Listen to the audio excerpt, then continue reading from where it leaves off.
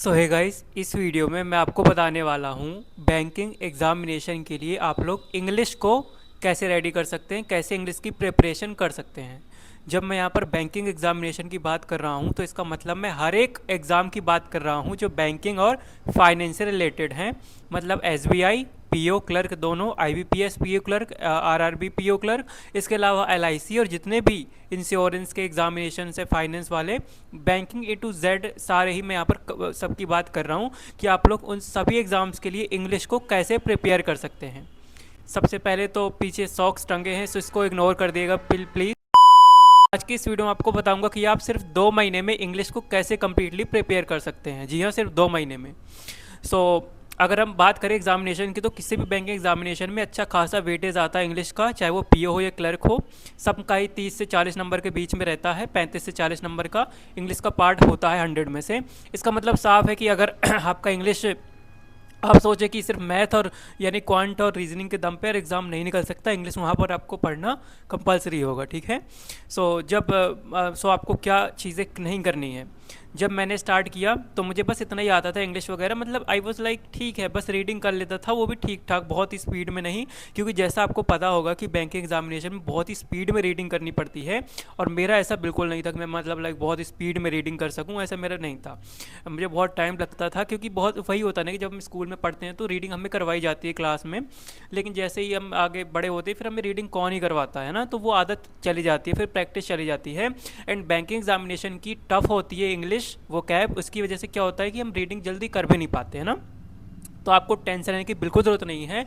अगर मैं ये मान के चलता हूँ आप बिल्कुल ही बिगनर हैं मेरी तरह, जब मैंने स्टार्ट किया था, तो भी आप आराम से 2 महीने में कवर कर सकते हैं इंग्लिश। सबसे पहले अब आपको करना क्या चाहिए, देखो। सबसे पहले कितना टाइम देना चाहिए इंग्लिश को, इसका जवाब देता हूँ। Daily, mark my word, daily.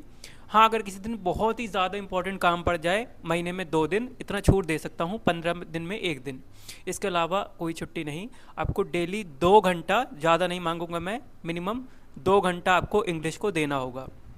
अब मैं बात करूंगा कि उन 2 घंटों में आपको क्या पढ़ना चाहिए और कैसे आप 2 महीने में तैयार कर सकते हैं सिर्फ 2 घंटा। मैंने सिर्फ 2 घंटे इसलिए रखा है क्योंकि मुझे पता है कि अगर आप लोग तैयारी कर रहे हैं डेफिनेटली, तो क्वांट भी होगा आपका, रीजनिंग भी होगा, जीए वगैरह भी होगा, तो इतना सारा कहाँ तक आप लोग टाइम मैनेज करोगे हर चीज़ के लिए। तो बट 2 घंटा आपको देना पड़ेगा, और मुझे लगता है 2 घंटा एक ऐसा टाइम है जो सबको ही दे सकता है इजीली। ठीक है। अब आपको स्टार्ट कहाँ से करना चाहिए। सबसे पहला, बहुत सारे लोग ऐसे सोचते होंगे कि पहले हम सेंटेंस कर लेते हैं, डायरेक्ट इनडायरेक्ट कर लेते हैं, एक्टिव पैसिव कर लेते हैं, मतलब पहले ग्रामर पढ़ने निकल जाते हैं वो लोग। ये सोच के कि पहले ग्रामर पढ़ लेते हैं, फिर हम जो है रीडिंग और ये सब cloze test, parajumble, sentence rearrangement, ये सब जो आता है एग्जाम में, ये बाद में करेंगे, ऐसे सोच के बैठते हैं।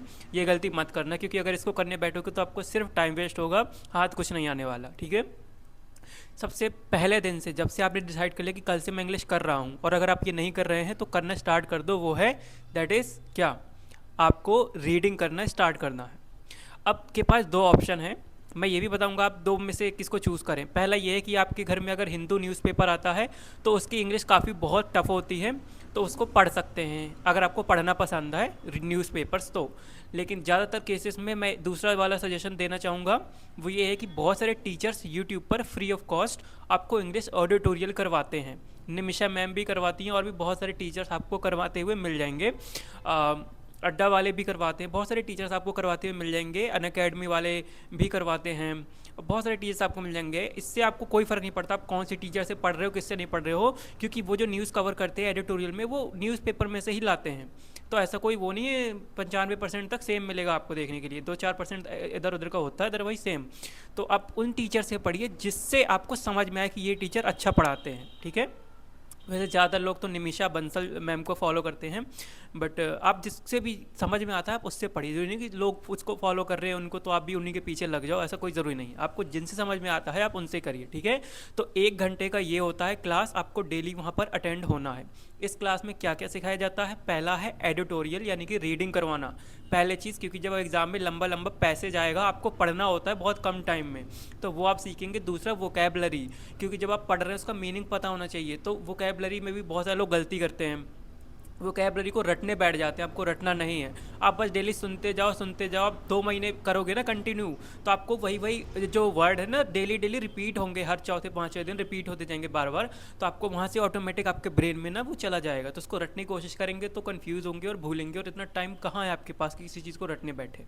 तो उसको रटिएगा मत, ठीक है। तो 2 चीज़ें आपकी यहाँ से कवर हो जाएंगी, एक आपका रीडिंग इंप्रूव होगा, दूसरा वोकैब इंप्रूव होगा। और ये दोनों ही चीज़ें इंपॉर्टेंट है बैंकिंग किसी भी एग्जामिनेशन के लिए। आगे बढ़ने से पहले एक चीज़ मैं आपको बता दूं कि अगर आप चाहते हैं कि 2 महीने में मैथ्स को कैसे ख़त्म करें, तो उसके ऊपर मैंने वीडियो ऑलरेडी बना दिया है, चैनल पर विजिट करके उसको देख सकते हैं।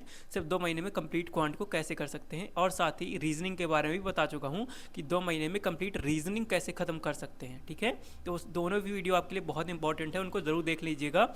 और स्पेशली अगर आप SBI का एग्ज़ाम देना चाहते हैं, क्लर्क या पीओ का, तो क्योंकि उसका एग्ज़ाम सबसे पहले होगा, तो उसके लिए समय भी बहुत कम है, क्योंकि नोटिफिकेशन कभी भी आ सकता है, ठीक है।